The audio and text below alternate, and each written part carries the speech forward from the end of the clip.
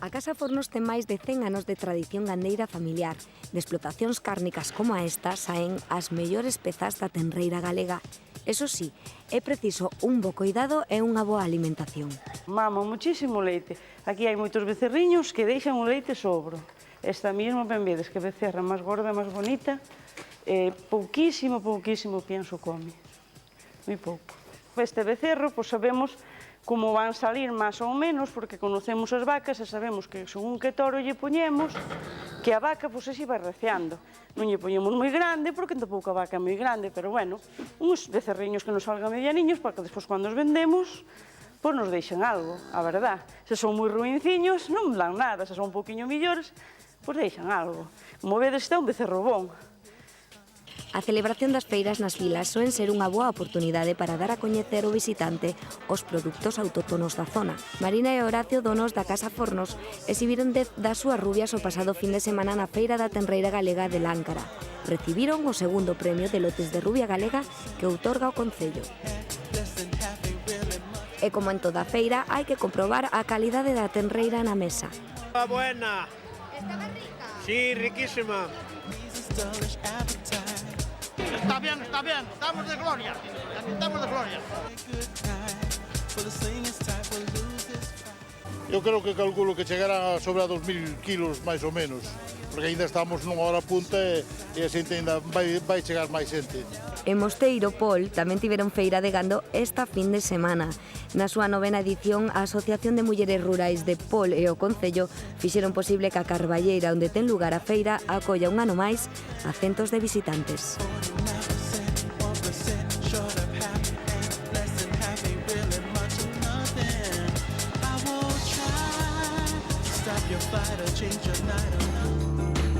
Seguimos a falar do sector primario, neste caso das industrias lácteas. En Lugo ten a súa sede a maior empresa transformadora de Galicia, Leite Río.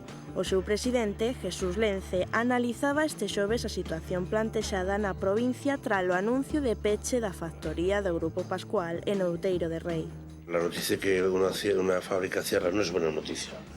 Todo lo tenemos que reconocer que es una mala noticia para el sector y es una mala noticia para la provincia. Expectativas, bueno, pues yo creo que la leche en Galicia se va a seguir recogiendo, que no va a haber máximos problemas de recogida y que el que menos pues estará haciendo todo lo que puede en estos momentos que la venta es muy difícil, tanto en volumen como en precio.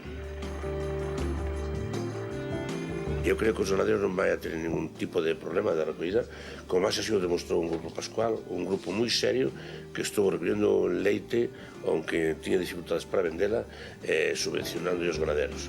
Jesús Lence participou nunha nova cita dos almorzos ONOF que organiza a demarcación de Lugo do Colexio Profesional de Xornalistas de Galicia. A iniciativa iniciouse hai 4 anos co fin de manter encontros entre xornalistas e persoeiros de distintos ámbitos profesionais. O deseño de xoias únicas abriu este luns a programación de primavera do Centro de Artesanía e Deseño de Lugo. Un total de 11 obradoiros completan a oferta formativa do Centrat, que inclúe, entre outras especialidades, cerámica, vidro e téxtil. A diferencia de edicións anteriores, todos os cursos están dirixidos ao público en xeral a partir do nivel de iniciación. O obxectivo, procurar que os oficios artesanais non esmorezan no tempo. Dende o deseño da xoia ata o produto acabado. Esta foi a formación que recibiron durante esta semana os participantes no obradoiro de xoias que organizou o Centro de Artesanía e Deseño dependente da Deputación de Lugo. Nosotros aquí empezamos con dibujos. La gente hace diferentes dibujos para buscar ideas que a ellos les gustan. Por ejemplo, aquí son muestras de una gargantilla que hicimos y también de una sortija que está haciendo ahora. Después los dibujos ponemos las formas en láminas y después se hace la forma por fuera y hasta que la pieza está hecha. Con técnicas de joyería y bueno, empezamos con cosas que la gente puede hacer, aprender y nadie puede tener miedo que es imposible o parece muy difícil. Hacemos esto para personas realmente que empiezan. Sí, es la primera vez, no tenía ni idea de cómo funcionaba esto. Y sí, pues he hecho un montón de cosas ya, una gargantilla, unos pendientes, estoy con una sortija. Y muy bien, sí. O vindeiro luns, día 11 de maio, iniciarase un novo obradoiro de xoias únicas. Nesta ocasión, o deseñador alemán ensinará a idear xoias utilizando a madeira e as perlas.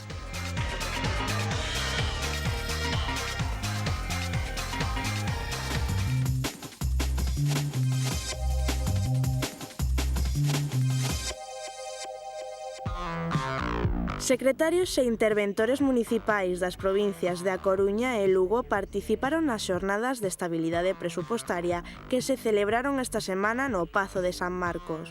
A Deputación lucense organizou a actividade formativa en colaboración co Instituto Nacional de Administración Pública. A institución luguesa foi a primeira administración provincial de Galicia en aprobar un plan económico financiero de reequilibrio. Lugo súmase á conmemoración do Día de Europa que se celebra este sábado 9 de maio. Os lucenses poderán unirse á Festa Europea participando nas diferentes actividades programadas polo Concello en colaboración coa Deputación de Lugo.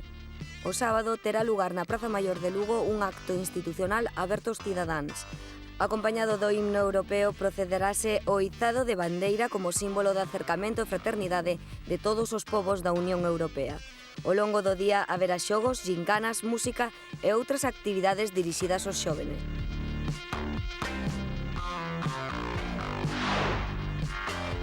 Os recursos enerxéticos da biomasa e do vento foron obxecto de análise nun simposio celebrado no Centro Asociado da UNED en Lugo. A Deputación Provincial colaborou coa Universidade na organización destas xornadas, nas que durante 2 días diversos especialistas debatiron sobre a situación actual e futura das enerxías renovables. Ao redor de 300 marcas e 90 expositores participarán este ano na 13ª edición da Feira do Mar en Burela, Expomar. Pese á crise económica, os organizadores avanzaron que xa están cubertos os 3.500 metros cadrados que ocupará o recinto feiral na nova nave de redes, principal novidade deste ano. A feira será inaugurada o 21 de maio polo presidente da Xunta de Galicia e a clausura, que terá lugar o sábado 24, correrá a cargo do presidente da Deputación de Lugo.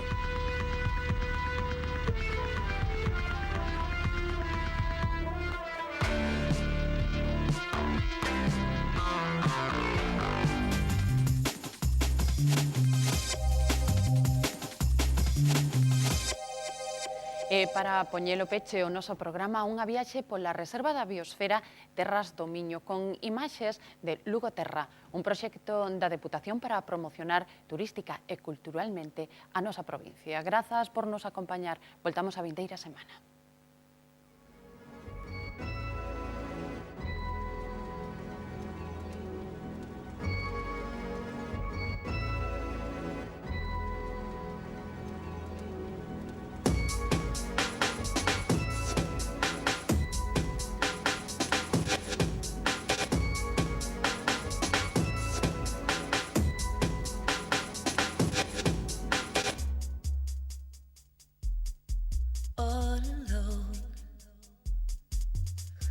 In this heat